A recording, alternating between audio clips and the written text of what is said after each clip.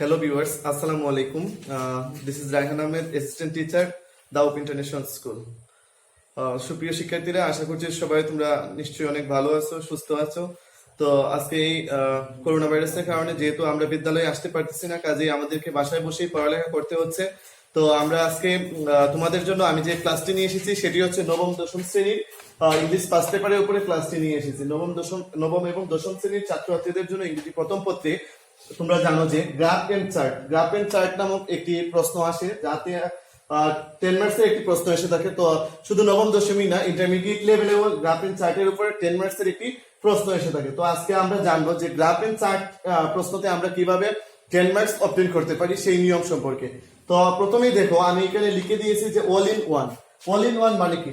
All in one মানে হচ্ছে যে একটাতেই সবকিছু। অর্থাৎ আমি আজকে তোমাদের জন্য একটি নমুনা প্রশ্ন নিয়ে এসেছি। একটি নমুনা প্রশ্নের আলোকে এখানে একটি আনসার আমি করে দেখিয়ে যাব তোমাদের, এবং আশা করি যদি তোমরা আমার এই নিয়মটি অনুসরণ করো তাহলে তোমরা সব গ্রাফ এন্ড চার্ট যে কোনো কিছু আসলে তোমরা সেটাতে ফুল মার্কস আনসার করতে পারবে। তো আমি এখানে দেখো লিখে নিয়েছি যে আমরা বিভিন্ন প্রকারের গ্রাফ এন্ড চার্ট দেখতে পাই। অর্থাৎ গ্রাফ এন্ড চার্ট বিভিন্ন রকম হতে পারে, শুধুমাত্র এক ধরনের গ্রাফ এন্ড চার্ট এটাই শুধু আসে না, বিভিন্ন ধরনের আসতে পারে। যেমন ধরো তোমরা টেবিল আকারে আসতে পারে, পিরামিড আকারে আসতে পারে, গ্রাফ চার্ট আকারে আসতে পারে, পাই চার্ট আকারে আসতে পারে, বার ডায়াগ্রাম আসতে পারে, লাইন চার্ট ইত্যাদি রকমের আসতে পারে। তো আমরা কি জানলাম? আমরা জানলাম যে গ্রাফ এন্ড চার্ট বিভিন্ন রকমের আসতে পারে, টেবিল আকারে আসতে পারে, পিরামিড আকারে আসতে পারে, গ্রাফ আকারে আসতে পারে, চার্ট আকারে আসতে পারে, পাই চার্ট আকারে আসতে পারে, বার ডায়াগ্রাম আকারে আসতে পারে, লাইন চার্ট আকারে আসতে পারে। এই ধরনের নিয়ম কাঠামোগত প্রশ্ন আসতে পারে। তো এখানে মূলত তো সবগুলা প্রশ্নই তোমাদের পড়তে হবে না, কারণ আমাদের যে নবম দশম শ্রেণীর জন্য যে ধরনের গ্রাফ চার্ট সাধারণত এসে থাকে সেটা হচ্ছে গ্রাফ এন্ড চার্ট। গ্রাফ চার্টটাই বেশি এসে থাকে, তো আমরা এটাই পড়বো। তো একটি গ্রাফ চার্টের মূলত তিনটি অংশ থাকে। সেগুলো হচ্ছে যে একটি হচ্ছে টপিক সেন্টেন্স, অর্থাৎ আমাদের যে ফার্স্ট লাইনটা থাকবে সেই ফার্স্ট লাইনটা হবে আমার টপিক সেন্টেন্স ভিত্তিক। তারপরে সেকেন্ড যে নিয়মটি আসে সেটি হচ্ছে যে আমার সাপোর্টিং সেন্টেন্স, অর্থাৎ প্রথম সেন্টেন্সের আলোকে সাপোর্টিং সেন্টেন্স গুলো আমাকে লিখতে হবে। 3 নম্বরে আমাকে যেটি করতে হবে লাস্ট এবং সর্বশেষ, সেটি হচ্ছে যে কনক্লুডিং সেন্টেন্স। তো আমি একটি স্যাম্পল কোয়েশ্চন তোমাদের জন্য লিখে নিয়েছি। স্যাম্পল কোয়েশ্চনটি হচ্ছে যে the graph shows the number of internet users of Bangladesh in the year of 2012 to 2017। অর্থাৎ একটি গ্রাফ দেওয়া আছে এখানে, এবং গ্রাফে কি দেখানো হচ্ছে, অর্থাৎ বাংলাদেশে ইন্টারনেট ইউজারের সংখ্যা 2012 থেকে 2017 সালে ইন্টারনেট ইউজারের সংখ্যাটা এই গ্রাফের মধ্যে দেখানো হয়েছে। নাও ডেসক্রাইব দ্য গ্রাফ ইন 150 ওয়ার্ডস। তো আমাকে এখানে বলছে যে 150 ওয়ার্ডস এর মধ্যে আমাকে এই গ্রাফের একটি বিবরণ লিখতে। তো আমি এখানে যেটি করব সেটি হচ্ছে যে আমার 150টি ওয়ার্ড হলো না সেটা বড় কথা নয়। আমি যদি ভালোভাবে আমার নিয়ম অনুসরণ করে আমি যদি লিখি তাহলে সেটা 130 যদি 30 ওয়ার্ডেও হয়ে থাকে তাহলেও সেটা সম্ভব। ঠিক আছে, আমার এখানে 150 মার্কস লিখলে আমি 10 মার্কস পাবো, সেটা আসলে কোনো বিষয় না, বা 150 লেস হলে আমি এখানে 10 মার্কস পাবো না, সেটাও কোনো বিষয় না। তো আজকে আমি তোমাদের জন্য এখানে লিখে নিয়েছি যে একটি নমুনায় সব গ্রাফের সমাধান, অর্থাৎ একটি নমুনা আমি তোমাদের জন্য নিয়ে এসেছি এবং সেটি হচ্ছে সকল প্রশ্নের সমাধান, অর্থাৎ শর্ট টেকনিক। তো কেউ আবার মনে করবেন না যে এই শর্ট টেকনিক অনুসরণ করলে আপনারা ফুল মার্কস পাবেন না, সেটা কিন্তু ভুল ধারণা। কারণ এই শর্ট টেকনিক অনুসরণ করে আপনারা এখানে যদি ভালোভাবে লিখতে পারেন তাহলে আপনারা নিশ্চিত এখানে 9 মার্কস অবটেইন করতে পারবেন। তো আমি দেখেন এখানে যে আমরা গ্রাফটি নিয়ে এসেছি প্রশ্নের আলোকে, সেটি হচ্ছে 2012, অর্থাৎ the number of internet users in Bangladesh from the year 2012 to 2017। তো এখানে আমি 2012 সালে হচ্ছে আমার ইন্টারনেট ইউজারের সংখ্যা 50% আমরা দেখতে পাচ্ছি গ্রাফ চার্ট অনুযায়ী।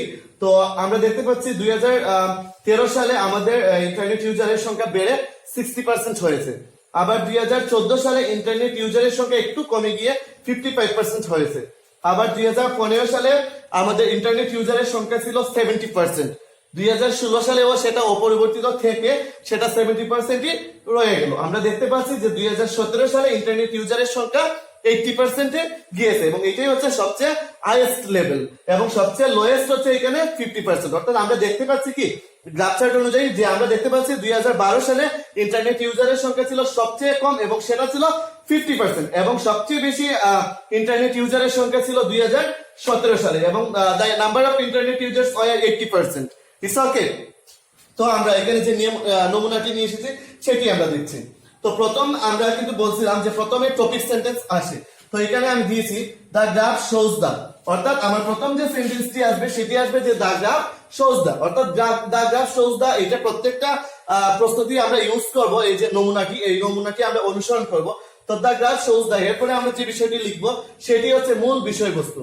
মূল বিষয়বস্তু অথবা যার উপর ভিত্তি করে গ্রাফটি লেখা হয়েছে, অর্থাৎ এই লাইনে আমরা প্রথমে লিখবো দ্য গ্রাফ শোজ দ্য, অর্থাৎ মূল বিষয়বস্তু কি সম্পর্কে এখানে লিখেছে সেটি আমরা লিখবো। 2 নাম্বার যে সেন্টেন্সটি আমরা সেটি লিখবো অ্যাকর্ডিং টু দ্য গ্রাফ, অর্থাৎ এই গ্রাফ অনুযায়ী, গ্রাফ থেকে আমরা প্রাথমিক যে ধারণা পাচ্ছি তা লিখতে হবে। অর্থাৎ দ্বিতীয় লাইনে আমাদেরকে কি করতে হবে, আমাদেরকে অর্থাৎ গ্রাফ থেকে আমরা প্রাথমিক যে ধারণা পাচ্ছি সেটি লিখতে হবে। তারপরে যেটি করতে হবে সেটি হচ্ছে দ্য গ্রাফ শোজ দ্যাট, মানে এই গ্রাফটা আমাদেরকে দেখায় যে প্রাপ্ত ধারণা থেকে আরেকটু বিস্তারিত লিখতে হবে। অর্থাৎ আমরা এইখান থেকে যে ধারণাটুকু পাচ্ছি সেই ধারণাটুকুর আলোকে আমরা বিস্তারিত লিখবো। তারপরে যেটি হচ্ছে বাট আলোচ্য বিষয়ের মধ্যে যা বিপরীতমুখী তা লিখতে হবে, অর্থাৎ বাট দিয়ে তারপরে আলোচ্য বিষয়ের মধ্যে যে বিপরীতমুখী কোনো কিছু থাকলে সেটি লিখতে হবে। তারপরে যেটি হচ্ছে সেটি হচ্ছে হাউএভারের পরে গ্রাফের ইতিবাচক তা লিখতে হবে, অর্থাৎ এই গ্রাফটির কোনো ইতিবাচক দিক থাকলে সেটি লিখতে হবে। তারপরে যেটি হচ্ছে এগেইন দিয়ে শুরু করতে হবে, অর্থাৎ এগেইনের পরে নতুন কিছু যোজন করতে হবে যদি থাকে তাহলে সেই ক্ষেত্রে এগেইনের পরে নতুন কিছু যোজন করতে হবে। এবং সর্বশেষ আমাদের যে সেন্টেন্সটি সেটি হচ্ছে Das overall the graph shows, অর্থাৎ এইভাবে বা একইভাবে, অর্থাৎ সর্বোপরি গ্রাফটা আমাদেরকে কি দেখায়, গ্রাফের হাইলাইটস করা পয়েন্টস গুলো আমাদেরকে এখানে লিখতে হবে। এইগুলো মূলত হচ্ছে কি, যে দ্য গ্রাফ শোজ দ্য, তারপর হচ্ছে according to the graph shows that, তারপর হচ্ছে বাট, এগেইন, হাউএভার, তারপর হচ্ছে দাস ওভারঅল, এগুলো হচ্ছে কানেক্টর। এই কানেক্টর গুলা সুপ্রিয় শিক্ষার্থীরা, আশা করছি তোমরা খুব দ্রুত এই কানেক্টর গুলা তোমরা খাতায় নোট করে নিবা, কারণ এই কানেক্টর গুলার সাথে সেন্টেন্স গুলা যদি তোমরা, আমি যে নিয়ম দিয়েছি সেই নিয়ম অনুযায়ী যদি তোমরা সেন্টেন্স গুলো লিখতে পারো তাহলে এই ক্ষেত্রে তোমরা ভালো নাম্বার এখানে লাভ করতে পারো। তো আমি তোমাদের জন্য যে স্যাম্পল কোয়েশ্চনটি নিয়ে এসেছিলাম সেটিকে আমি এই নিয়মের আলোকে তোমাদের সামনে আলোচনা করে যাব। কিন্তু তার আগে আমাদের প্রথম যে বিষয়টি জানতে হবে, আর একটি গ্রাফ চার্ট মূলত 4 ধরনের আসতে পারে, সেটি আমি তোমাদেরকে এখন লিখে দিয়ে যাব।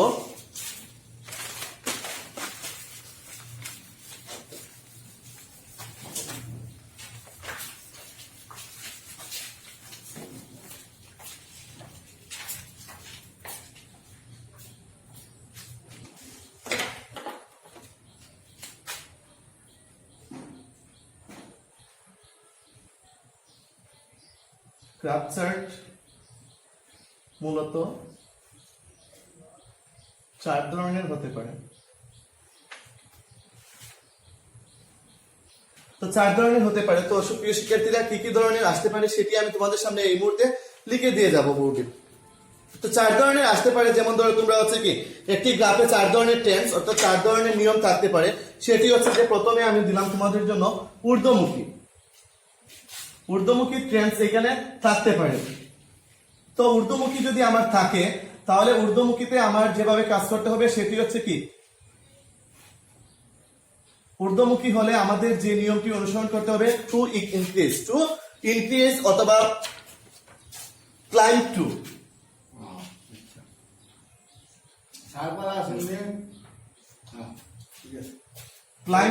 অথবা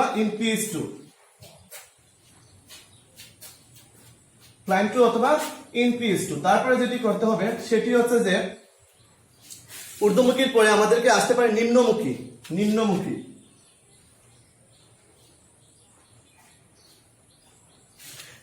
যদি নিম্নমুখী আসে তাহলে আমরা এখানে দিব ড্রপ টু অথবা রিডিউস টু,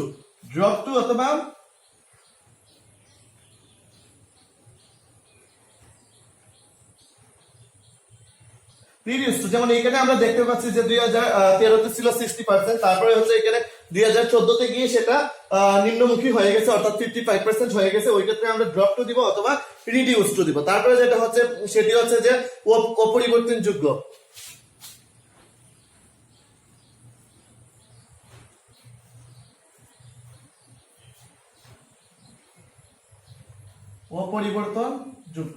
অর্থাৎ এই ক্ষেত্রে কোনো মানে পরিবর্তন নাও হতে পারে। যেমন ধরো আমরা দেখেছি 2015-তে এবং 2016-তে the number of internet users were 70%, অর্থাৎ এখানে কিন্তু কোনো প্রকারের পরিবর্তন হয় নাই। অর্থাৎ এখানে আমরা দিব ডিড নট চেঞ্জ অথবা রিমেইন স্টেবল এট,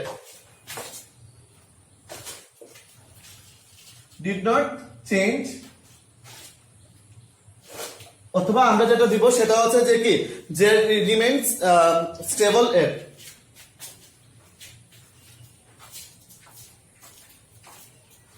রিমেইন স্টেবল এট। এবং সর্বশেষ আমাদের যেটি আসছে সেটি হচ্ছে যে রেইজ, অর্থাৎ উঠানামা করা, অর্থাৎ উঠানামা করা। অর্থাৎ এই গ্রাফে আমরা যেটি দেখেছি সেটি হচ্ছে যে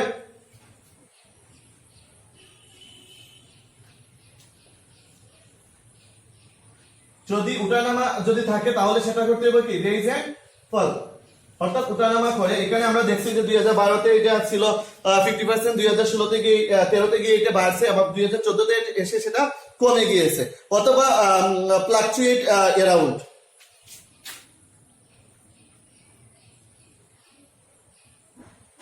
ফ্লাকচুয়েট অ্যারাউন্ড অর্থাৎ উঠানামা করা।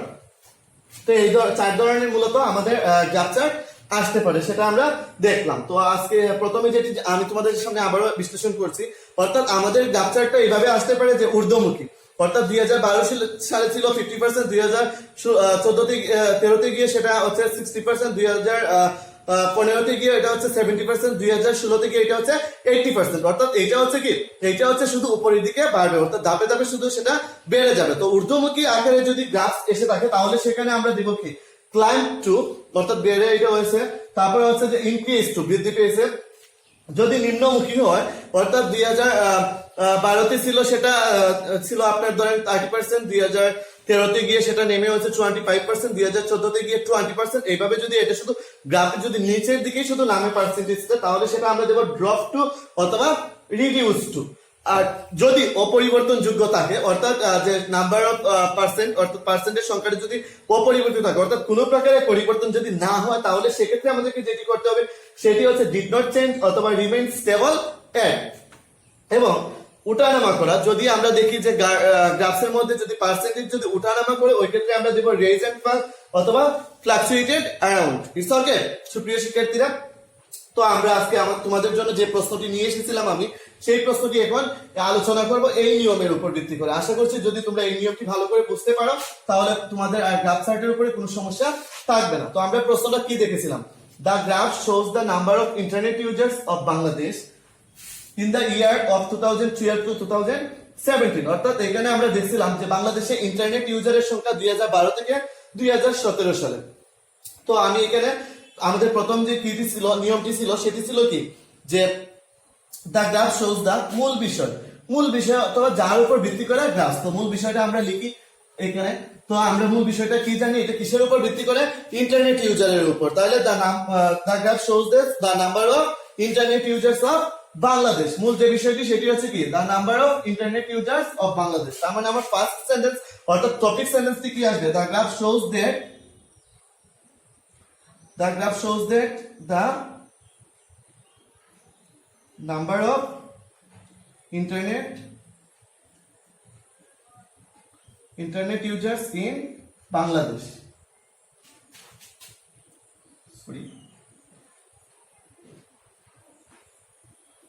তার মানে আমরা টপিক সেন্টেন্সটি কিন্তু পেয়ে গেলাম। অর্থাৎ মূল যে বিষয়টি আমরা জানি যে প্রথম যে কানেক্টরটা থাকবে সেটি হচ্ছে দ্য গ্রাফ শোজ দ্যাট, তার মানে পরবর্তীতে আমাদের যে মূল বিষয়টা অর্থাৎ the number of internet users of Bangladesh. তারপরে যে সেন্টেন্সটি অ্যাকর্ডিং টু দ্য গ্রাফ অনুসারে, গ্রাফ থেকে আমরা প্রাথমিক যে ধারণা পাচ্ছি তা লিখতে হবে। অর্থাৎ গ্রাফ থেকে আমরা প্রাথমিক যে ধারণাটি পাচ্ছি সেটি আমাদেরকে লিখতে হবে। তাহলে আমরা এখান থেকে কি ধারণা পাচ্ছি, আমরা গ্রাফ থেকে প্রাথমিক যে ধারণাটি পাচ্ছি সেটি হচ্ছে, এখানে আমরা প্রাথমিক ধারণাটা হতে পারে এখানে যে আমরা সর্বনিম্ন পার্সেন্ট এখানে কত দেখেছি, আবার সর্বোচ্চ আমরা কত দেখেছি সেটি হতে পারে। তাহলে according to the graph,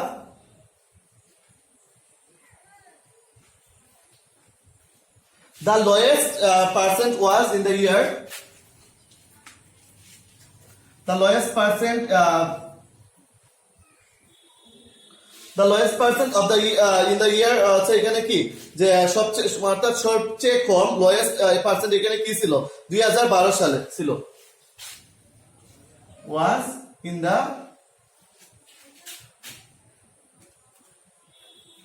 the year 2012 এবং আমি এখানে যেটি দিতে পারি এবং সেটি হচ্ছে কি and it was 50% and it was 50%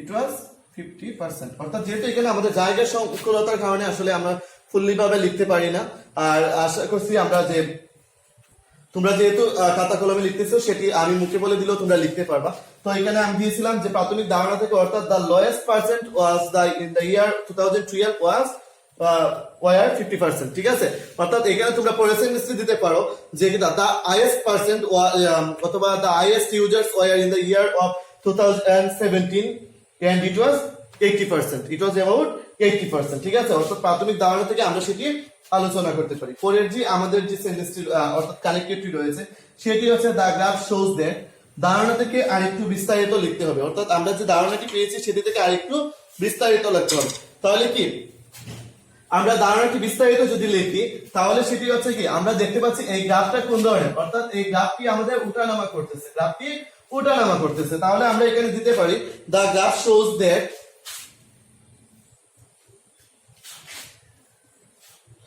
the graph shows that the internet users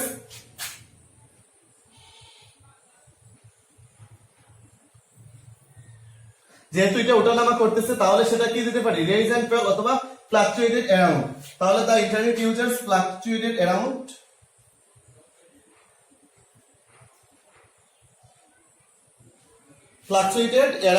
এখানে কি হতে পারে যে আপনার from the year 2000 fluctuated around 50% to